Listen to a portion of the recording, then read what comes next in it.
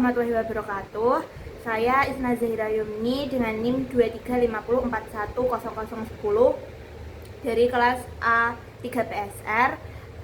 Video ini dibuat guna memenuhi tugas UAS mata kuliah Akad Perbankan Syariah. Pengertian akad musyarakah secara bahasa berasal dari kata syirkah yang berarti pencampuran, yaitu gabungan dua harta tanpa pemisahan jelas.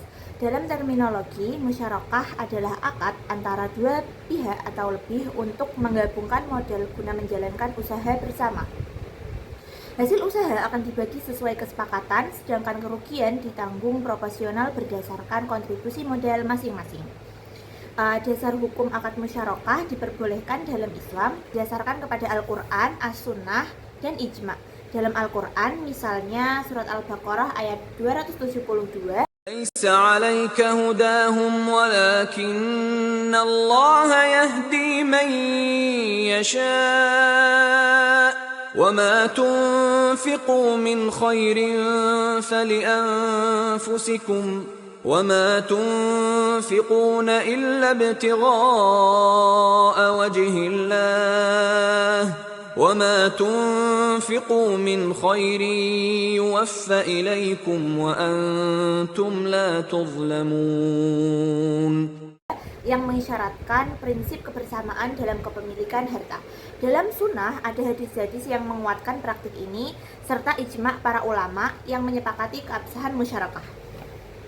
Syarat dan rukun akad musyarakah. Untuk sahnya akad musyarakah terdapat beberapa syarat, yaitu ijab kabul, pihak yang kompeten dalam berserikat, modal yang jelas, dan partisipasi kerja.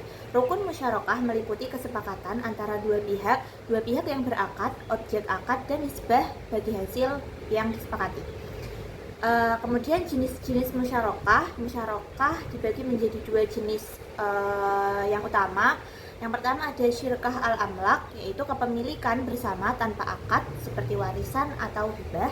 Serta yang kedua ada syirkah al-uqud, yaitu kerjasama berdasarkan akad yang mencakup syirkah mufawadah atau modal keuntungan yang dibagi rata.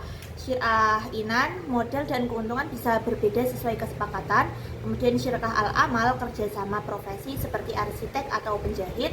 Kemudian syirkah al-wujuh, yaitu berdasarkan kepercayaan dan reputasi.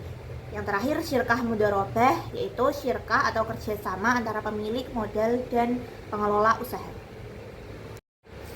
Implementasi akad musyarakah di lingkungan sekitar. Contohnya bisnis penyewaan mobil, yaitu pihak yang terlibat atau pemilik mobil anggap saja A dan pengemudi B. Contohnya A menyewakan mobilnya untuk usaha transportasi online, sementara B menyediakan tenaga dan waktu sebagai pengemudi. Kesepakatan di antara kedua belah pihak adalah pendapatan bersih setelah dikurangi biaya bahan bakar dan perawatan dibagi 70 banding 30.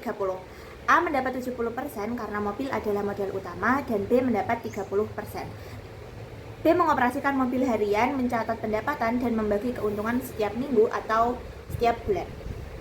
Prinsip yang ditekankan yaitu kejujuran dalam pembagian keuntungan, transparansi dalam penghitungan modal, keuntungan dan kerugian, kesepakatan bersama di awal perjanjian. Contoh-contoh ini menunjukkan fleksibilitas akad musyarakah untuk diaplikasikan dalam berbagai jenis usaha di lingkungan sehari-hari.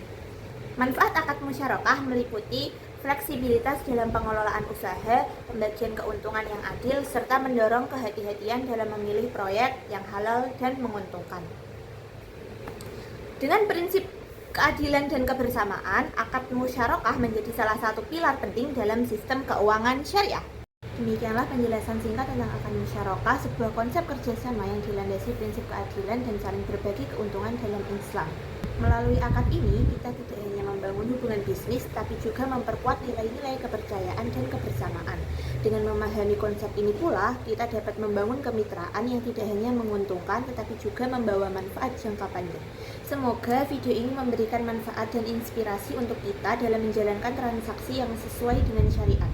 Sekian penjelasan seputar akad musyarakah dari saya yang dapat saya sampaikan. Wassalamualaikum warahmatullahi wabarakatuh.